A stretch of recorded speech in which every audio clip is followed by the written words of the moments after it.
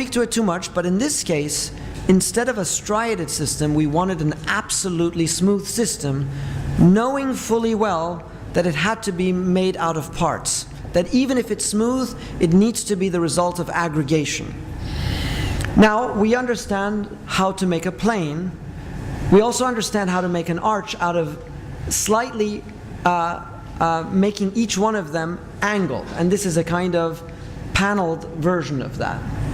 We also know what it would be to make straight panels with one customized curve version and then another straight one here. So there are many ways about going to construct the illusion of curvilinearity.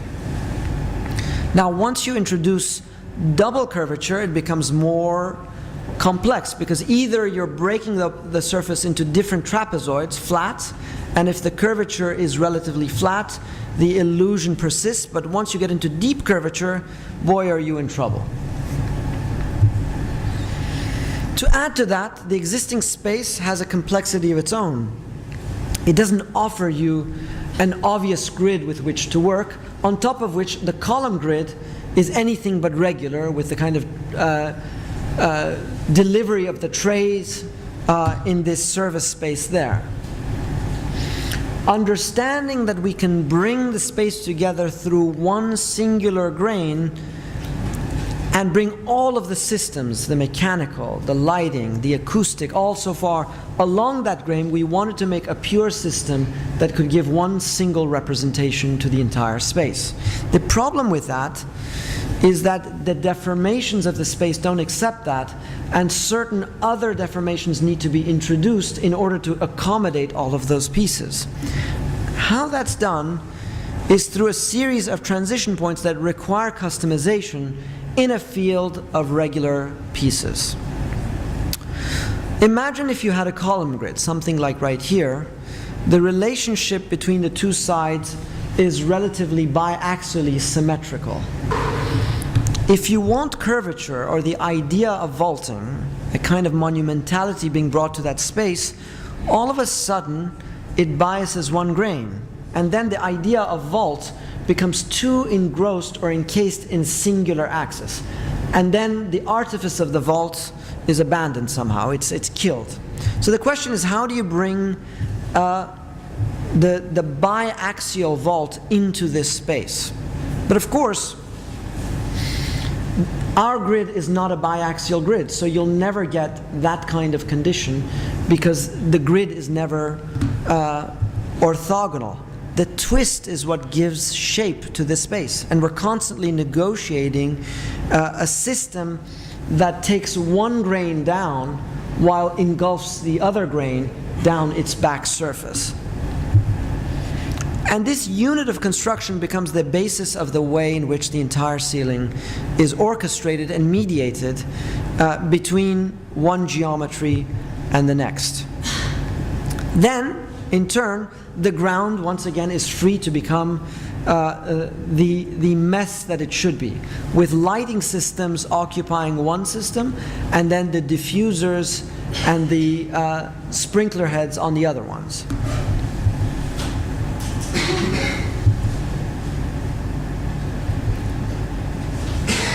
The construction of this piece then yields the different panelizations. Within these panels there is Venetian stucco, there's flat plaster, and then there's acoustic plaster. So in fact, a slight pixelation is introduced into an otherwise smooth field.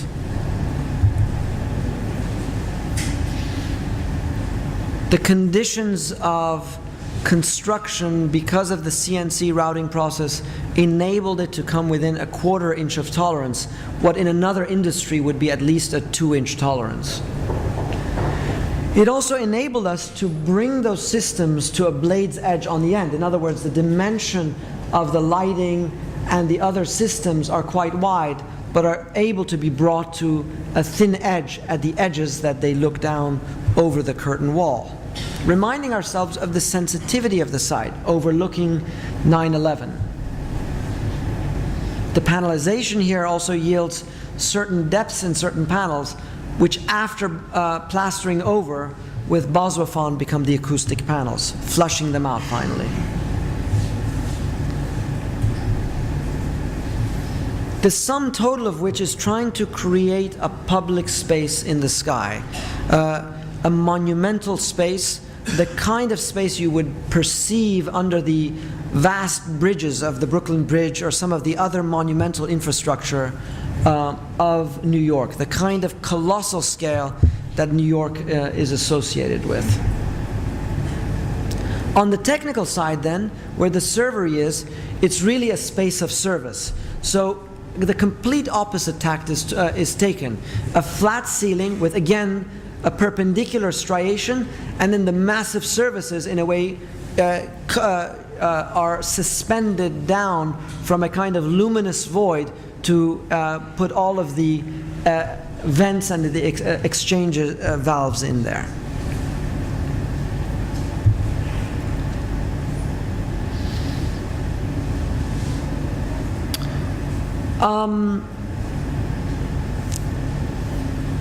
Suspension, taken structurally, produces a completely different kind of configuration, where actually performance is at stake. In a space for an art installation for a corporation, we took the space of intersection.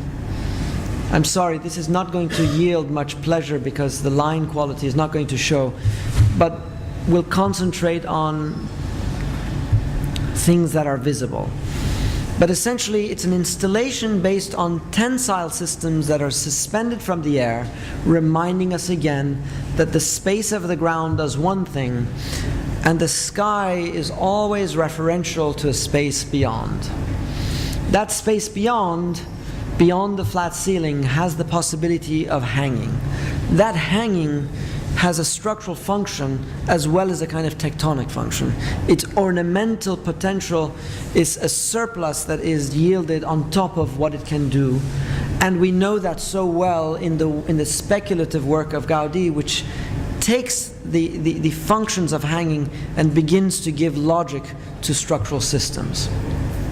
Indeed, we worked with that to produce conditions of suspension that yield structural distortions and spatial distortions once they're suspended from each other. In doing so, they produce a structural system that is orchestrated with a relationship of the circulation that happens underneath it. In turn, imagining a halo above that in a way is referential to those clouds above, whether taken through actual representations or visual ones, it is a space in that corporation that is about the sky above. I'm sorry that you cannot see it, but there is actually a beautiful line quality in this particular slide. The effect of the space above acknowledges the triaxial geometry there and inverts the structural principles into a suspended shell.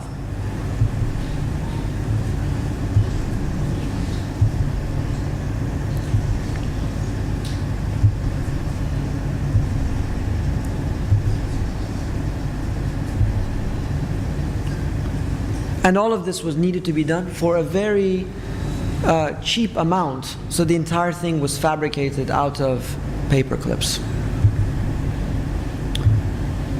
Now, to bring the argument full circle, I end with a project that has just been completed. I don't even have final photography on it, but is a school of architecture for the Georgia Tech Institute of Technology, housed in the Hinman Building, the research building that was dedicated to some of the most important testing laboratories that the United States has seen. And the high bay was at the focus of that research building in its history, with administrative offices off to the sides. And now this is being turned into the School of Architecture. Our mission was multifold, but in part was to figure out how to best use this space in its civic function, but also as a factory. What do you do in the space of a factory?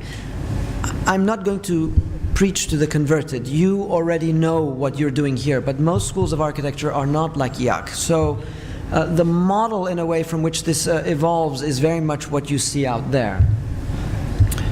Note in this image, of course, the relationship between those windows and the entry, an argument I'll make later. The kinds of helicopters that were suspended in this space, actually, and pinned to the ground to see what kind of rotary action would happen on the flight systems. So what to do with the high bay space? A massive amount of program was going to be put in there, so we understood that keeping the void intact was not an option. We had to almost fill that void. But also in relationship to strategies, we've seen many historical strategies about preservation. One strategy we've seen, a classic one, is like Scarpa. You dichotomize, you set up an opposition between the existing and the new, and in doing so you articulate the differences in geometry between new wall panel systems and the old ones. In looking at the budget and looking at ways of merging authorships and techniques, we opted for a strategic judo. In other words, working with Heffernan, who's long dead, and beginning to translate what he does into totally different terms, because it was not enough to renovate his building, we actually had to repurpose his building. Repurposing was better suited to judo. On top of this, there was an urbanistic complexity to the building. While the building is symmetrical on that axis with its main entry here, the majority of the people enter the building from the basement floor because the majority of the campus is below. So the bipolarity of this building produces other kinds of urbanistic complexities that connected back to the existing architecture school down here and bring it up through the top of the campus, bringing two entries through the space, essentially working off of the existing library, the existing cafe, one of the fab labs that are there, the auditorium, and then making the high bay part of the public spaces that are a kind of an extension of the infrastructure of that school.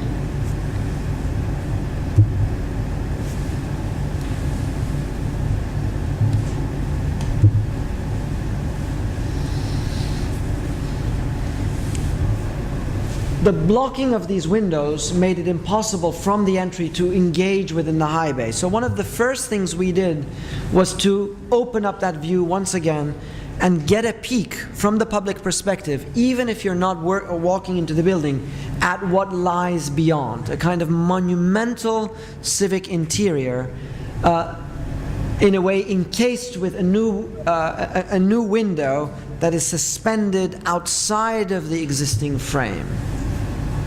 But also reminding ourselves that architecture, at the end of the day, is not about the building as such, but it's about what happens in that building. And studio is the core of what we do on a daily basis. But the studio that I grew up in is not the studio that you're studying in. Studios evolve and they become different things all the time. So the notion of flexibility is central to the way in which studios work. At the same time, they produce a culture. A culture of studio requires support spaces right now of printers, shops, and so forth, of research. A library, a laboratory constitute a certain kind of speculative research, intellectual and otherwise. Cultural landscapes that include lectures and exhibits, and whatever. Because you sleep here day and night, it wouldn't be bad to have movies and a cafe here too. I think you already experienced some of that here. So the question is, what happens if all of this comes together in a form of urbanism that is rooted in the cell of a desk? But remember, the desk is not the traditional desk that you draft on. It's a completely different thing, because the May line is probably a thing of the past, even if some of you pretty much have it on the desk. The advent of the computer begins to decentralize that and make it more virtual, because you can work anywhere in the building or on top of your desk. But on top of that, model making produces another quagmire of spatial control, and that doesn't even include the kind of paperwork that you need to do. All of this makes the traditional desk in many ways insufficient to work on, so notions of storage come to bear on this. On top of that, how you work, whether you work on one desk or two, produces a form of aggregative possibility that makes possible a kind of relationship between a studio and a pin-up space, and that relationship with all of the other functions that you need, the exhibit spaces, the gallery, the printers, a computer lab, cafe, lounge, and all of the other things that you need. So the question was, how do we produce a kind of micro-urbanism within the context of this large roof? Reminding ourselves that we've seen many spaces in which the scale of the colossal is interpreted in many different ways. And London's Tate has radicalized this in many different aesthetic venues, making urban landscapes on the one hand as well as celestial ones on the other. After a basic analysis of the program, it became clear that we had to stuff the building with an entire new building on the inside. In other words, a huge figure had to be, a minimum of a huge figure had to be introduced into the interior of the building. So we understood that one of the challenges is not about preservation, but it's about intervention. And this new building had to house more students, more desks, more everything. At the core of this building, then, is this argument about the flexibility of the ground, because anything can happen. And your generation will yield another generation in 10, 15 years, which will use this ground in many different ways.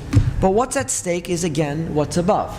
Again, our line quality is not that good, but there is that big existing structure overhead with, in fact, a gantry system on the sides on which the crane is suspended. That crane, in turn, can be repurposed for this colossal studio space that is literally suspended from the sky. In turn, a second means of egress is introduced on one side of the building, activating the southern side with a spiral staircase, and a new lighting system is suspended below, while also being able to be retracted above so that large installations can be built here. In a nutshell, this is a school of architecture well hung. The systems then are connected back to the existing structure of the building, never really touching the ground. The lighting system is vertical as can be. Even the spiral stair touches the ground only in one point, and a huge retractable door opens up the colossal space of production to the space of exhibition and crits to the southern side, with the figure of the spiral stair in a way being enveloped in a mesh sock on one side of the building, within which a kind of filtered view of the factory of production occurs. This section then encourages a kind of connection not only between the high bay and the spaces of production within it, but also in the space next to it for exhibitions and crits, but also up to the main gallery here and the studio space that we carved out from above. In a way, the section leaks around the building into these spaces. In turn, another connection is made from that tray down back to the ground and connecting to the spiral stairs. So the infrastructure loops around to make a full connection to the building, and the spiral stair touches the ground on one landing, a kind of pad that acts as seating for the crit space on this side. The large figure of the spiral stair is, if you like, shrink wrapped with this mesh that here you can see under construction. The huge crit wall is then suspended off on cables, opening up to this other crit space and exhibition space behind it. The lighting. And at night, a different kind of effect is brought onto it. The lighting needs to be brought lower in a way to illuminate the space in a more effective way. And really then, the argument of the scheme, or maybe all of the schemes, is how we yield a different architectural logic on the vertical axis than the horizontal axis. The flexibility that is gained on the ground is a different kind of thing than the kind of flexibility that is yielded from the air. Let's say Le Corbusier gave us the free plan. We have to establish what the free section can do for us. Here you see the space of that section, whether the installations are fabricated outside or inside. One colossal is on a permanent fixture on the cranes, another one is in the space right next to it. The trapeze and the suspension cables are then central to not only the functionalization of that space, but also its iconography. Its touching of the ground is made by one pin joint, where a structural bay of that bridge is brought to the ground and touches a kind of monumental working table, a conference table, a working table that activates all of the seats around it. Laterally, this space is then expanded into a computer room that is another space of production that leaks into that space, with the belly of the tray becoming another figure that in a way extends the idea of suspension all the way around. The beams that yield the kind of moment's depth underneath are part of that equation. Here, under construction, the existing cranes, here fixed to the gantry system on the side, a new series of beams above, the suspension systems coming down and then back around and back up. This is before the stair is put in there, which goes down like this. The space of the gallery beyond, looking down onto the factory space. And finally, the sign repurposed, again, going from research to architecture as it's all folded together. To close, I'd like to also pose a kind of argument about a way of working that blends two traditions or two historical trajectories that are not very commonly put together. One is an organic tradition, a classical tradition, which biases the connection between part and whole, and the role of language and rhetoric within that construction. The classical temple is a paradigmatic example of that. As we know, the classical language establishes relationship between base, shaft, capital, triglyphs, and so forth. And this edifice is the construct of a very sophisticated transformation of wood structures into stone, the understanding that wood beams, as they come to the end, produce conditions that later were called or invented as triglyphs, a system of signification that has a relationship with its structural function, that only when you understand it in more sophisticated way becomes totally magical, because it becomes a system of ornament once it's at the front of the building, where it no longer yields the same meaning. Of course, this underscores the idea that all of tectonics, even that, has a slippery relationship with a signification. But this adherence to language persists over the ages. It goes from Bramante to Mies to Herzog and de Meuron, and we're constantly battling with it. Was Bramante forgetful, or was he a pervert in detailing this corner? Did he really intend on swallowing the classical language in that corner, such that the column, the Ionic column, is swallowed at the corner? This is a fascinating architectural moment for me. The other axis I've already shown to you. it's an axis, it's a different tradition which does not yet accept convention, nor the idea of a social contract, that the social contract is speculative and can be re-scripted with the idea of invention. In this case, performance and structural performance is at the core of this. On other fronts, people like Frank Gehry are interested in a formal, spatial, and expressionist axis, which is equally valid, even if the relationship between space and skin are completely divergent. Maybe the more sophisticated case has to be made with blurred disciplinary practices of people like Eladio Dieste that bring together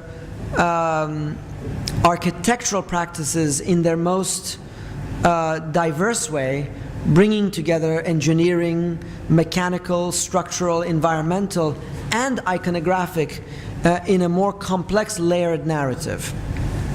This confrontation between these two intellectual platforms is the beginning of what I would like to present to you, and a kind of project that I think will be a fruitful one in this historical moment. Thank you.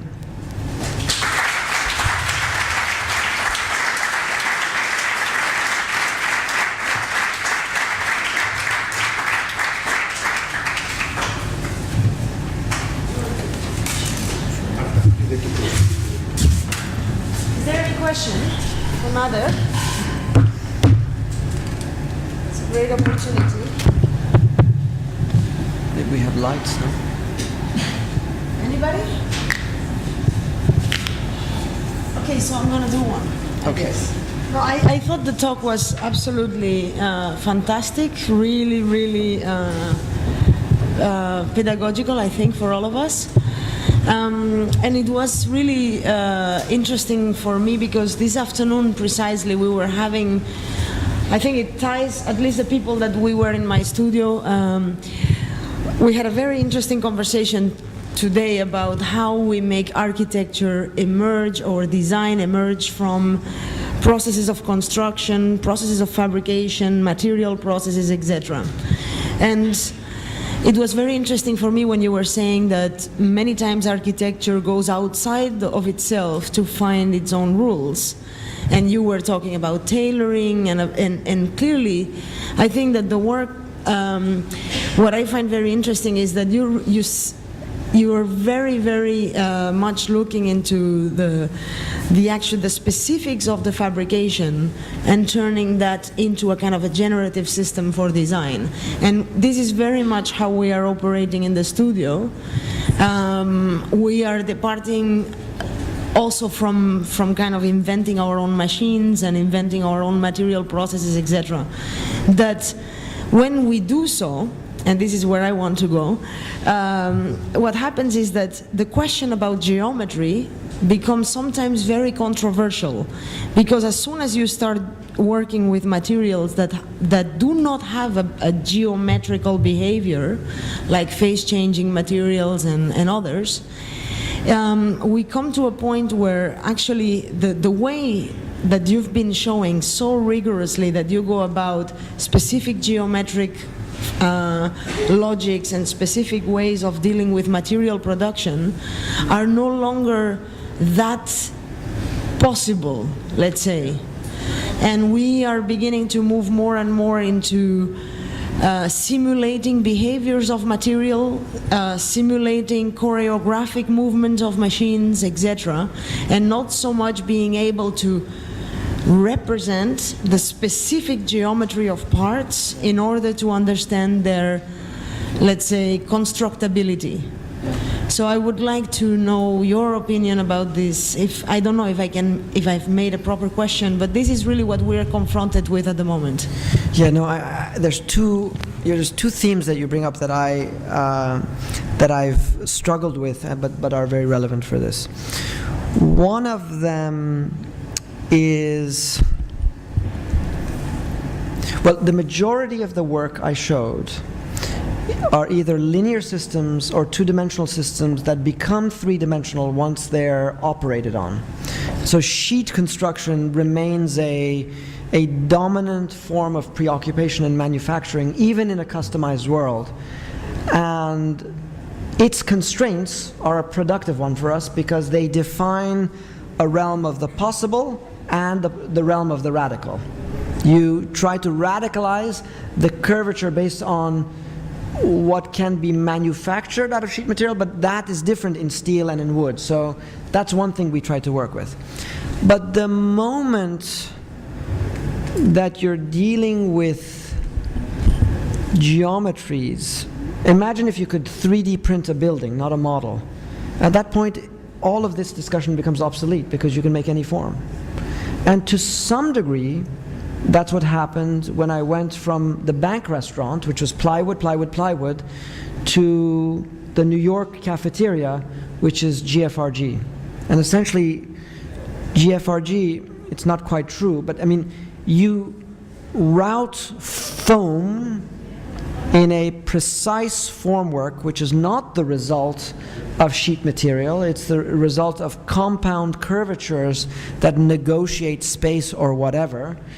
And then that acts as a mold for the formwork of the GFRG, which is more like fiberglass or like carbon fiber or other composite surfaces that are cast on top of it. So you have to use a totally different set of constraints. You have to invent a totally different set of constraints to produce the fiction for that latter half of projects. In that sense, I suppose I wouldn't take lightly two things. One of them is the actual stuff that we have to house up there. But because there is no one-to-one correspondence between the stuff that's housed up there, you have to produce, you have to reconstruct a narrative about geometry that establishes propriety and exactitude in a world which is filled with inexactness. So the reason I showed the Bramante thing is that we all know that Bramante made a huge mistake. He made a radical mistake. He forgot that in order to turn the corner, you had to displace those columns one whole bay in order that they can turn the corner together. The ceiling at the New York cafeteria has those kinds of logics embedded in it that you don't see. They're encrypted in there. But if you make a mistake, then all of a sudden one of those striations becomes engulfed in a seam, or one of those striations cannot turn a corner, or one of the mechanical systems cannot be housed in it. So it's the subtle negotiation of actual function with a geometric narrative that constructs the rules and regulations of those things. Is it arbitrary? Absolutely, because there isn't a one-to-one correspondence between the two. But is it, are there constraints and are there limits? Absolutely, once again. So I think that, I think we'll come across, well, then there's ideology also. Gary, by choice, decides not to distinguish between outside corner, inside corner, coping, cornice, whatnot. He doesn't care, and he wants you not to care, because the separation of form and surface liberates him to do whatever he wants to do. So by ideological choice, our challenge is precisely to undo this project. And that you can only define by positioning yourself. In other words, anybody can do a perfect swan dive, but not anybody can do a triple back flip and dive vertically. So my sense is that the next generation that's sitting out there has a more sophisticated relationship with technique and materiality, I hope so, more than me, so that the techniques of scripting, of versioning things also comes with it not just a technical advantage, but an intellectual project that makes it more difficult to do arbitrary things. So the notions of tolerance that used to be 6 inches and then became 3 inches and now are at 1/8 of an inch become to 0. I mean, for me, what is elegant, intellectually elegant, is the possibility when we bring tolerance to 0.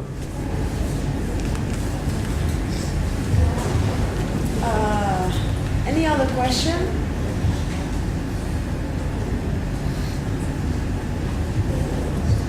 I guess we'll have a drink, and I'm sure they will ask you questions as soon as they are in the drink. Absolutely. So, Thank you. Thank you very much, everybody.